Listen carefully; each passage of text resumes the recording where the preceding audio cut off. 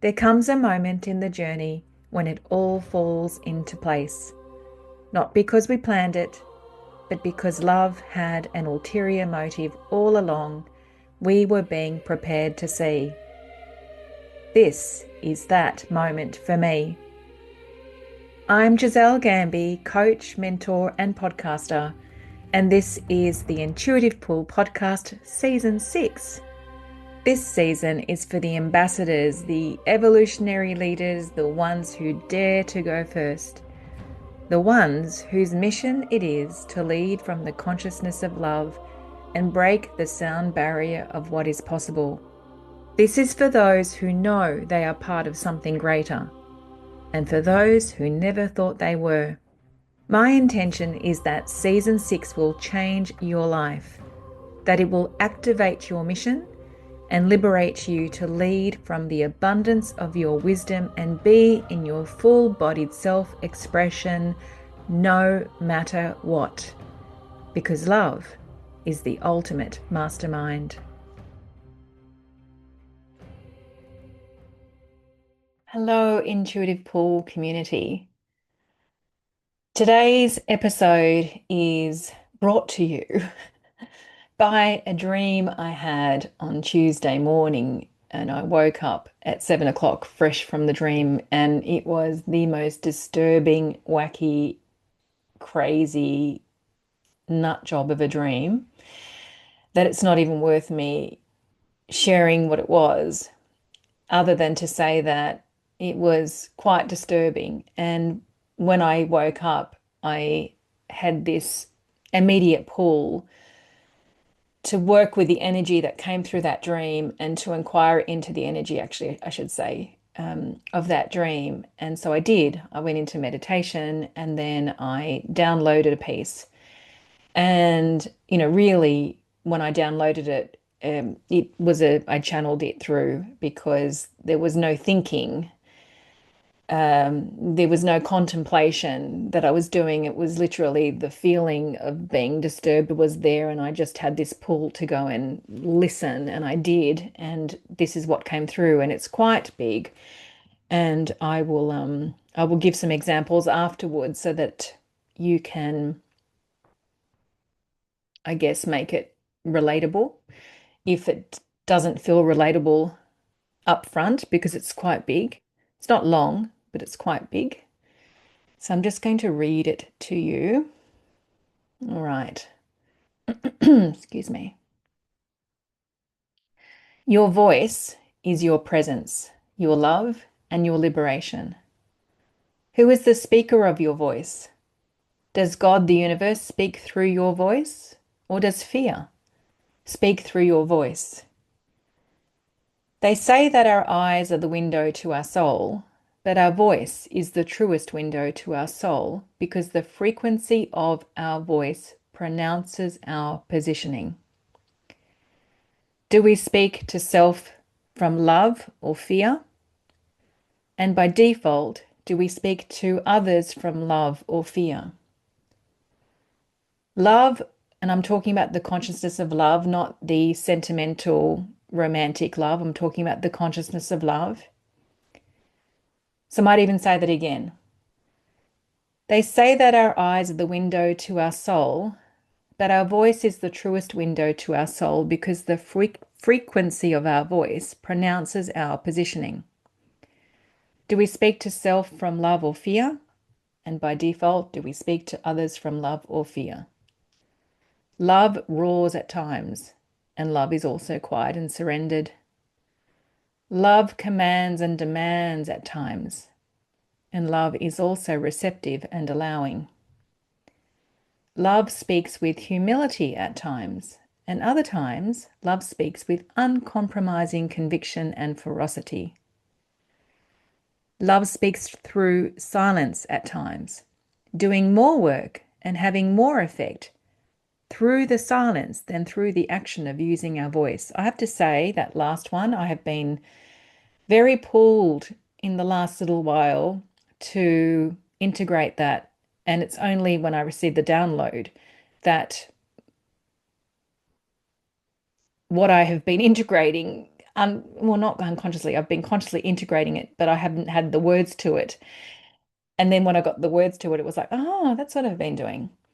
So love speaks through silence at times, doing more work and having more effect through the silence than through the action of using our voice. So here it gets juicy. Your voice has its own body, and the body of your voice, right? Your voice has its own body. And the body of your voice is more powerful in its emissions than the physical body through which the voice is held. The body of your voice is more powerful in its emissions than the physical body because what sits between your ears has the power to destroy, control, hurt, shame, constrict, diminish, hide, and punish, and the power to create, activate, amplify, provoke, disrupt, liberate, transmute, nurture, hold, caress, and be. These emissions that come through your voice are always to self firstly, because these emissions are our energetic presence. And our energetic presence is what creates our reality. And because these emissions are our energetic presence, they have an inherent creative generosity that will either perpetuate our woundings, our fear, our judgment of self and others, or perpetuate our self-love and self-value, our love and trust and valuing of others, our positioning in the consciousness of love, and therefore our liberation and our infinite creative capacity here to be and express that love. So these emissions that come through our voice are our energetic presence, and it's that energetic presence that creates our reality.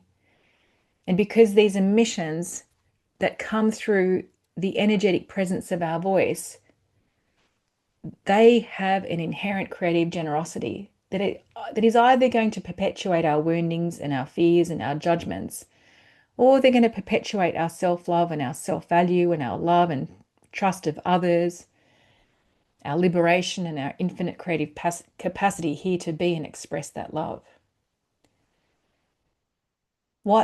So here are some questions that came through that you may wish to ponder. What does yourself wish to hear from your voice?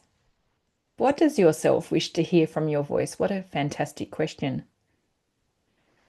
What does yourself feel called to emit into the world through your voice? What does yourself feel called to emit into the world through your voice? What is the highest message that your human is called to transmit this month? What is the highest message that your human is called to transmit this month? What is the highest message that your soul is called to transmit this month? So I get that that's quite a lot, but when I received it, I really enjoyed. I've never used the word emissions before, and I've never seen the voice having its own body, and that it's actually even more powerful than the physical body through which the voice is held. But it makes a lot of sense to me because our voice carries our energetic presence. It carries our belief systems, our assumptions, our perceptions, the paradigms through which we live, and whether they come from the consciousness of fear or whether they come through the consciousness of love. Our voice and the emissions that it gives has its own presence, and that energetic presence that is created through our voice creates our reality. So I received this download on Tuesday morning, or was it Wednesday morning? Beg your pardon, it was Wednesday morning. And then I had a session, and I'm not going to share details because, it's just not time to share details. All that I'll say is that I had a session with somebody who was very upset. And she was very, very, very upset based on the way a doctor spoke to her. based on the emissions the doctor had penetrated her with. And these emissions were had the effect of completely taking her out, completely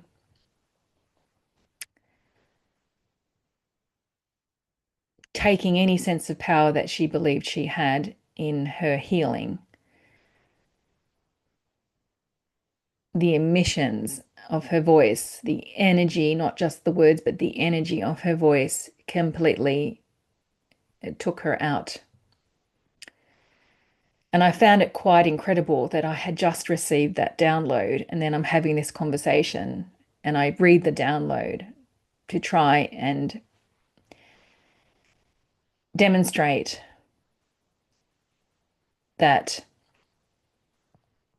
the emissions that the doctor was giving out were very, very dangerous, very dangerous.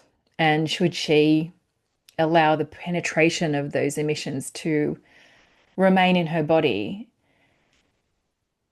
those fear-based assumptions would go into the subconscious mind, and then that would create its own reality. And it's a reality that we've been working very hard to be free of because we've been going for healing.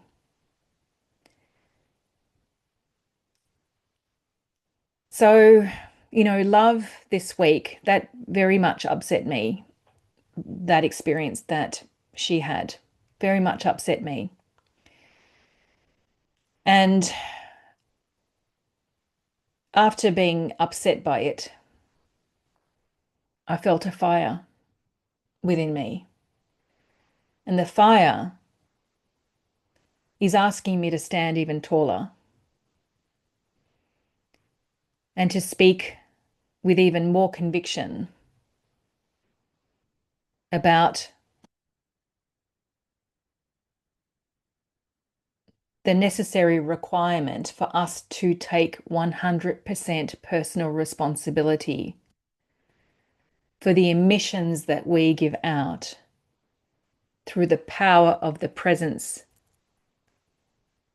of our voice, for what our voice says, not just in words, but also in energy, for what our voice creates, not just in words, but in energy, for what our voice and how our voice penetrates into not just the words that we use, but also the energy. So part of me wishes this was a more inspiring, high energy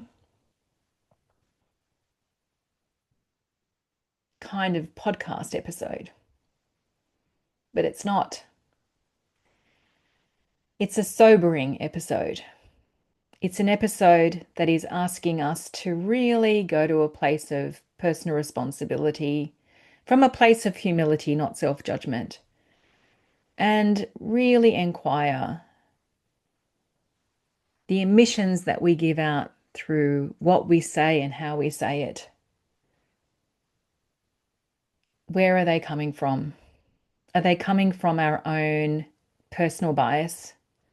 Are they coming from our own personal belief systems based on what we've seen in the past, based on believing that because we've seen those things in the past, that is only what's true and nothing else is possible? What are we passing on? What are we passing on through the emissions that our voice and its energy is putting out into the world? What are we passing on? Probably mostly unconsciously. So to go to a place of personal responsibility from a place of humility, not self-judgment, and just inquire. And equally, equally, equally, go and inquire What are we emitting through our voice and through the energy that is contained in our voice? From the consciousness of love. Like, what are we emitting? What are we contributing into the world? What are we impacting? Who are we impacting from a place of love? That our voice, the presence of our voice, is giving out. And from a place of humility, if that is from the consciousness of love, acknowledge that and have love for that and appreciate that and see what the impact of that has been. And maybe the fire in me that really rose yesterday, particularly after I had got all my upset out of myself in a really healthy way, maybe the fire within me that is asking me to stand taller in my conviction about what I know, maybe the fire in you is also asking you to stand taller in the conviction of what you know. And I didn't think I was going to say this, but maybe the inquiry is also observing the people around you and the emissions that they are putting out and how they are impacting you. Maybe they're impacting you in the most brilliant way. Maybe that you're being activated, inspired, and provoked, and moved, and it's really positive, and it's a wonderful contribution. And maybe there's some gratitude to share there if that's the case. And maybe it's the other way. Maybe those emissions are fear-based and judgment-based and personal paradigm-based, and those emissions are having an impact on you as well. And that impact may be that it's not in your best interests. Maybe that those emissions might have you doubt yourself or not stand tall or hide or withdraw or not speak or not move, and take responsibility there if that's the case, because what is it in you that is allowing those emissions, if they are from fear, to penetrate you? That's the place to go to. What is it in you that allows those emissions, those fear-based emissions, to penetrate you such that you're impacted by them? And if that's the case, then ask yourself the bigger question: for what purpose did you experience that? What do you get to remember about yourself? How do you come back into alignment? Like, this is an opportunity to come back into alignment with yourself. And there's gratitude for that. And maybe, like me, it asks you to stand taller because of that, because of the contrast. So I hope today's episode has been provocative, I guess, is the word that I'm looking for. Has been provocative in all the best of ways. And I hope that it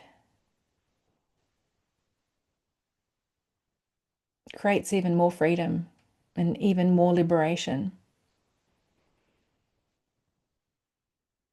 to stand tall as a pillar of love in your own way, in your own way. As you take responsibility for the emissions that go out into the world, when you stand tall as that pillar of love in your own way. And that you get to appreciate and have gratitude for all of the emissions that go out into the world when you do stand tall as a pillar of love in your own way. Thank you for being with me. Cha cha.